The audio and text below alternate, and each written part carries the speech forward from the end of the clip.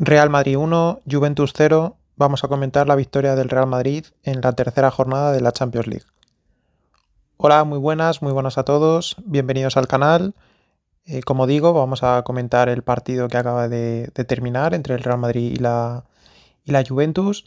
Un partido que yo creo que hay muchas conclusiones que se pueden sacar de este partido y muchas de las que leo o escucho no estoy del todo de acuerdo. O sea, tenemos que tener en cuenta lo que significa jugar contra equipos que acumulan a mucho jugador cerca de su área, cerca de su frontal.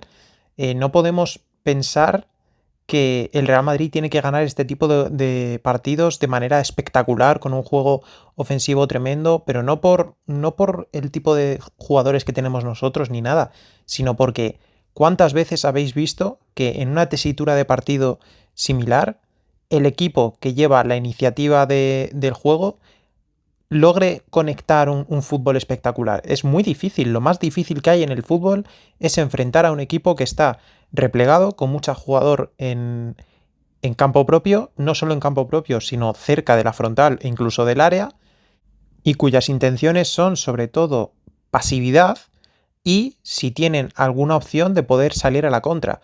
Si en este caso, como era el ejemplo de la Juventus, tienes a un delantero que te puede aguantar balones y puede empezar a jugar de cara con otros compañeros, aunque en este caso no ha podido realmente conectar bien con Gildis, que hoy ha estado bastante discreto.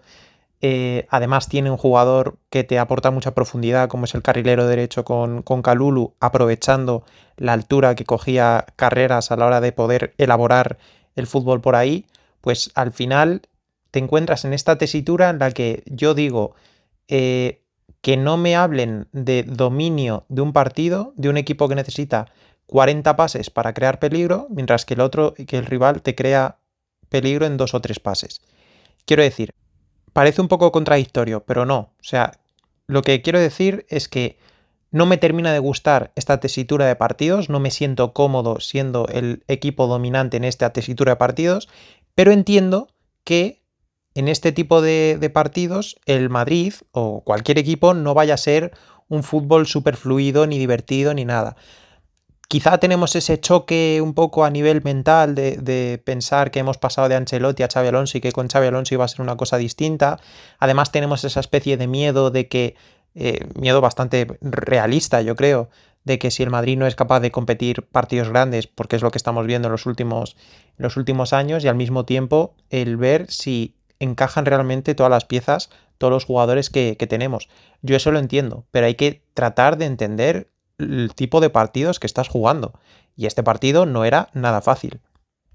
No era nada fácil por el contexto, ya digo, no por el rival. El rival, o sea, la Juventus tiene muy poco. O sea, ya lo comentaba un poquito en la previa que hice algo de la Juventus. Es un equipo que ya me extrañó que como jugase con defensa de 4 ha vuelto a la defensa de 3 o de 5. Y la verdad es que es un equipo que no podemos confundir, porque esto se confunde muy fácilmente, el acumular jugadores atrás con defender bien. Eso es muy distinto. La Juventus acumulaba jugadores detrás, pero no defendía bien. O sea, no seguían las marcas, no había jugadores que realmente tuviesen capacidades y calidad defensiva, pese a que tenían a 5 jugadores atrás, a 3 jugadores en el medio de los centrocampistas completos que os decía, incluso con esa alternativa defensiva que ha utilizado en este partido al no colocar a Conceição, el extremo derecho, en la derecha, ponerlo de suplente y poner a McKennie, que es un centrocampista, y lo ha puesto en esa especie de rol entre jugador que formaba parte del trío de ataque y al mismo tiempo del trío de centrocampistas, y luego incluso a mediadas de la primera parte no solo estaban en 5-3-2, sino que Gildis ha bajado incluso a 5-4-1. O sea, el rival hay que tenerlo en cuenta a la hora de luego tú ver qué estás haciendo. Respecto al Real Madrid, eh, sobre todo yo creo que hay que valorar cuestiones individuales. Al fin y al cabo es un equipo que se va a volver a basar en las individualidades. O sea, sí, a nivel colectivo se pueden ver otra serie de trazas respecto al Madrid que veníamos de la temporada pasada, también porque hay jugadores distintos. O sea, hemos fichado en defensa. Hoy no estaba Huijsen, pero hemos fichado en defensa y ahí hemos salido ganando. Si hoy, en lugar de a Valverde en el lateral derecho, tienes a Lucas Vázquez, pues habrías tenido un problema realmente serio. Y obviamente tenemos a un mejor Mbappé, tenemos a un mejor Vinicius, ese tipo de cosas. Y sobre todo, respecto al año pasado, lo que cambia es la entrada de Arda Güler. Arda Güler es el jugador, es el motor del equipo. Cuando yo a Arda Güler digo que es centrocampista, es por muchas de las cosas que hemos visto hoy. Cuando se hace la comparación con Özil y con Guti, sí, a nivel de media puntas es una comparación bastante plausible. Son tres genios absolutos a la hora de filtrar pases, de meter pases que no existen, de generar ese fútbol creativo. Pero en la visión, en la formación de centrocampista, incluso en el hambre competitivo, en las posibilidades defensivas, Arda Güler es más centrocampista que estos dos.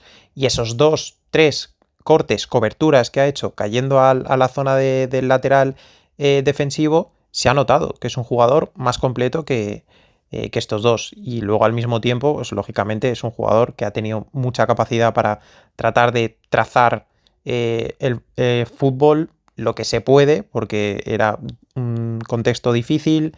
Hemos tenido a Mbappé saliéndose constantemente no solo del área, porque del área casi siempre está fuera, pero sí incluso cayendo a la derecha. Ha hecho una gran acción en la primera parte por banda derecha que ha vuelto absolutamente loco a Cambiaso. Ha puesto el balón atrás y Militao la ha tirado, la ha tirado alta. Pero para que Militao haya llegado a esa zona, quiere decir que el Real Madrid estaba muy metido en campo contrario. Y el Madrid, eso, tenía claramente el dominio del balón, pero no tanto del partido, teniendo en cuenta que la Juventus salía 2-3 veces, porque no tenía mucho, pero esas 2-3 veces que ha salido te ha podido poner en problemas. Como digo, aprovechando la altura de carreras, se percutían por ahí por el sector derecho, también tratando de sacar alguna ventaja por medio de Vlahovic, pero Militao ha estado imperial y Asensio también ha estado realmente bien en los duelos con el delantero, que ha estado muy bien, pero pese a que el delantero ha estado muy bien, Militao ha estado bastante pegajoso. Militao ha hecho un partidazo increíble. Y luego en la primera parte también había una acción muy interesante entre Brahim y Mbappé. La ha cogido Brahim, un Brahim que hoy era titular, que sorprendía, pero que ya decían las notas que le ponía unas décimas de más a la nota del español, bueno, o del marroquí, como se quiera decir, y porque le veía claramente al alza y hoy se ha demostrado. A mí me ha gustado bastante el partido de Brahim, ha vuelto a estar eléctrico en espacios cortos, que es lo que se le pide a este jugador. Este jugador estaba mustio y necesitamos este jugador. Y tiene además una capacidad de sacarse recursos en espacios reducidos, en momentos en los que crees que el balón lo va a perder, que ha sido increíble, especialmente en una acción en la que parecía que iba a perder el balón en el pico de área derecho, más o menos, o por esa zona, y ha conseguido aguantar el balón y en el último minuto ha metido bien la pierna para un Mbappé que se la ha puesto para disparar, pero Di Gregorio, que ha hecho un gran partido también, ha hecho una gran parada. En la primera parte ha habido, pues eso, mucha intentona desde fuera del área, mucho córner, hemos tirado mucho córner. No sé qué le pasa a Tchouaméni con los remates de cabeza, es algo que no termino de entender cómo un jugador que tiene esas capacidades de salto, de contundencia en el remate, se ve especialmente en la faceta defensiva, cómo es posible que esté fallando tantos remates medianamente fáciles a lo largo de tantos partidos. Es algo que me está sorprendiendo bastante del francés.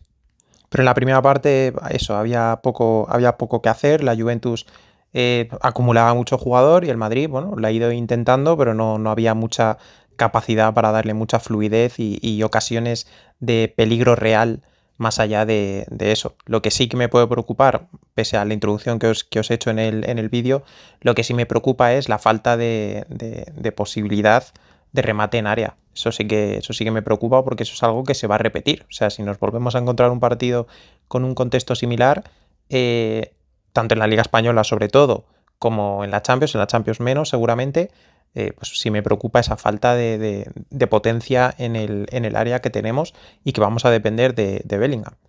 Y es precisamente Bellingham, gracias a ese olfato de delantero que tiene, el que marcó el gol en la segunda parte. Una segunda parte que empezaba dando muestras de que iba a ser muy distinta a la primera. En el primer minuto prácticamente, un fallo de carreras en el inicio de salida de balón pone en franca ventaja al delantero de la Juventus, pero Militao hace una gran salvada. Luego, posteriormente, muy poco después, Tchouaméni intenta filtrar pase en área contraria, lógicamente, eh, lo falla y consiguen poner en ventaja en velocidad a Vlahovic contra Militao. Le estorba bastante bien durante toda la carrera Militao a Vlahovic, al delantero serbio, pero la verdad es que Vlahovic ha sabido mover muy bien su cuerpo, intentar alejarle también con el brazo y se ha plantado delante de Courtois, y un Courtois que ha hecho un achique espectacular, ha sacado muy bien la pierna abajo y ha salvado un gol que hubiera sido difícil quizá de digerir, ¿no? Cuando tú tienes todo el peso del partido y se te adelantan justo y encima jugando tú en casa, encima ya si lo añades que el próximo partido es el clásico y tenemos esa serie de dudas y tal, hubiera sido complicado. Pero ahí estaba claro que el partido se empezaba a romper. Un minuto después es Vinicius el que la tiene. Tarda en disparar, yo creo. Mbappé le filtra bien el pase por el sector izquierdo y Vini se coloca mucho haciendo como que iba a tirar el segundo palo, aunque podía tirar el primero, y llegan y le tapan el disparo. Minutos después es Gildis, en la única prácticamente que ha hecho buena en el partido, que progresa por banda izquierda y cuando llega a la zona final hace una especie de centro chut buscando el segundo palo a Vlahovic, que no terminó de leer bien esa jugada, y menos mal porque era un pase de la muerte. O sea, si Vlahovic llega a leer bien esa jugada es un remate a puerta vacía. O sea que menos mal que no la terminó de leer bien. Y poquito después, pocas jugadas, o sea, incluso un minuto después de eso, llega el gol de Jude Bellingham. Vinicius la coge en el sector izquierdo, recorta varias veces, saca un gran zurdazo al palo, eh, la madera rechaza el balón y ahí está Jude Bellingham para poder abrir el marcador y poder volver a reencontrarse con el gol. Jude poco a poco va recuperando ritmo de juego. Hoy es el primer partido que ha conseguido completar 90 minutos. En cada partido ha ido dejando cosas. O sea, se dice que Jude Bellingham está realmente mal, pero parte de lo que se dice de que esté mal Bellingham es porque cómo le está sentando al equipo, o qué creíamos que Bellingham iba a ser con Xabi Alonso. Pero Bellingham en sí, pues fue el que robó el balón del tercer gol al Villarreal, que fue clave en ese momento. Es el jugador que logró que Arda Güler rematase solo contra el Atleti, arrastrándose a toda la defensa con un desmarque de ruptura. El otro día contra el Getafe, ya lo visteis analizado, pudo llegar a incluso intervenir en el gol de Mbappé, ya que primero arrastra la marca para liberar a Güler y luego hace un segundo desmarque que se va por el central, que quizá puede llegar a despistar para no poder encimar de mejor manera a Mbappé. Es decir, y hoy el gol, claro. Es decir, Jude Bellingham tiene un aporte a gran escala, en muchas cosas. Quizá no está siendo lo que creíamos que podía ser a nivel centrocampista, vale, pero sí que te sigue dejando su aporte en cada partido, y hoy con ese gol finalmente salvador, porque hemos quedado 1-0, se demuestra. Con el partido bastante roto y ya con un gol a favor, la Juventus hace cambios, quita a Kefren Thuram, el centrocampista francés, para meter a Conceição y darle un poquito de punto de ataque a la Juventus. Pero ya ahí el Real Madrid, lógicamente, en un partido ya más roto, pues los jugadores tienen más libertad de movimientos, tienen más capacidad para encontrarse entre sí, y lo único que le salvó a la Juventus fue que tenía un Di Gregorio realmente bueno. Dos paradas seguidas a tiros de Mbappé e Ibrahim en el minuto 70 lo dejaban bien claro que el guardameta estaba bastante bien en ese momento. En el Madrid se fue un Güler que ya estaba ciertamente cansado, lógicamente. Es un jugador que no está tan acostumbrado a este nivel de intensidad física, y cuando pasa ciertos minutos y el contexto del partido cambia, pues lógicamente ahí en ese momento es mejor tener en el campo a un Camavinga que entró no ha sido realmente impactantes a nivel positivo sus minutos, pero bueno, creo que el cambio no estaba del todo mal tirado, aunque sí que la salida de Guller en un partido eh, ciertamente cerrado a nivel de resultado, pues quizá genera una sensación de incomodidad, ¿no? en el espectador que está viendo el partido. Pero yo creo que como cambio está bien tirado. Por parte de la Juventus introdujeron 3 cambios seguidos.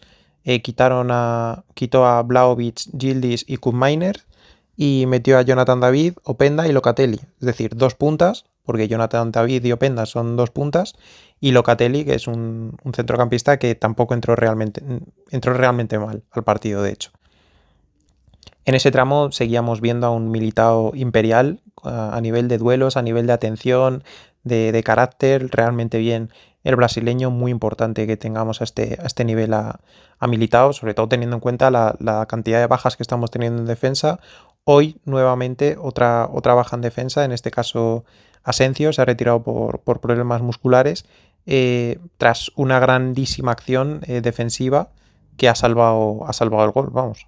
La Juventus te había emparejado los dos delanteros con los dos centrales y de un envío largo del central, pues se habían colocado en ese 2 para 2, combinaron realmente bien, se quedó en una posición bastante franca para el remate Openda, pero se durmió bastante y luego Asensio estuvo bastante bien para tirarse al suelo y desbaratar una ocasión que, vamos, era... es cierto que Courtois ha estado muy bien en este partido, pero yo creo que era gol o gol, o sea, absolutamente salvador Asensio en esa ocasión. Una ocasión un poco chocante porque el Madrid ya había hecho cambios a nivel defensivo, especialmente porque había quitado a Vini y a Brahim y había metido a Franco y a Fran García para poder solidificar un poco más ese sector izquierdo y es precisamente por el sector izquierdo por donde se ha colado ese balón, ¿no? O sea que ahí sí que ha sido ciertamente curioso.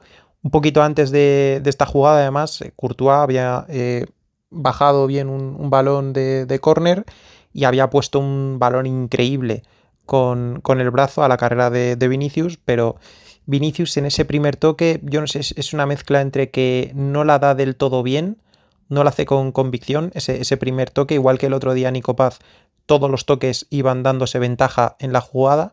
En este caso no, hemos visto muchas veces esa acción de Vinicius que ese primer toque rompe al jugador que le está siguiendo, en este caso era con Seisao, y yo creo que también puede ser por el césped, porque ese primer toque, el balón se le queda muy atrás y eso es lo que le permite a Conceição estar cerca de él. Le hace falta. Podría ser incluso debatible si era una falta que pudiese conllevar a incluso una roja por la situación del campo en el que estaba. Pero me quedo con que eso, con que no sé si fue el césped o Vinicius, pero era una ocasión que nos tiene acostumbrado Vinicius a definir o a decidir, mejor dicho, de otra manera. En la lesión de Asensio entró por el Gonzalo, ya estaba Fran García en el campo, así que pasamos a un 5-3-2. Tchouaméni pasó a ser central y en ese momento solo quedaba sufrir, digamos, porque el marcador era el que era, ya te habías quedado sin muchos de tus opciones en ataque, en el centro del campo ya estabas bastante cansado, o sea, Jude Bellingham ya estaba incluso dando muestras pues eso, de que muscularmente estaba muy al límite, se ha pegado una paliza considerable y es un jugador que está sin ritmo. Y bueno, finalmente hemos podido conseguir aguantar el marcador y poner ese 1-0 final. 3-3. Provisionalmente estamos quintos en esta fase de grupos de la Champions. 8 goles a favor, 1 en contra. Buenas estadísticas de momento. La Juventus está fuera de los 24. O sea, no han tenido rivales excesivamente fáciles. Real Madrid, Villarreal y Dortmund. Pero bueno, es que la Juventus no está haciendo nada del otro mundo. Destacar sobre todo el partidazo que se ha hecho Militao, el partidazo que se ha hecho Güler, eh, esas 2, 3 acciones importantes que ha tenido Vinicius, porque el resto del partido no ha estado muy determinante, que digamos. Y destacar también a Courtois, claro, que al fin y al cabo creo que ha tenido una parada sobre todo muy salvadora, porque quizá a nivel emocional hubiera sido un palo ciertamente duro. Quizá hubiera incluso llevado a run run en la grada o vete tú a saber y a nivel mental quizá hubiera sido un palo ciertamente duro y Courtois lo ha podido evitar. Victoria importante y ahora a pensar 100% en el clásico, a ver qué tal, si podemos recuperar algún lesionado, a ver qué tal Asensio, cómo de tocado ha podido acabar Bellingham a nivel muscular, en fin, todo ese tipo de cosas. Nada más, nos vemos en el siguiente vídeo.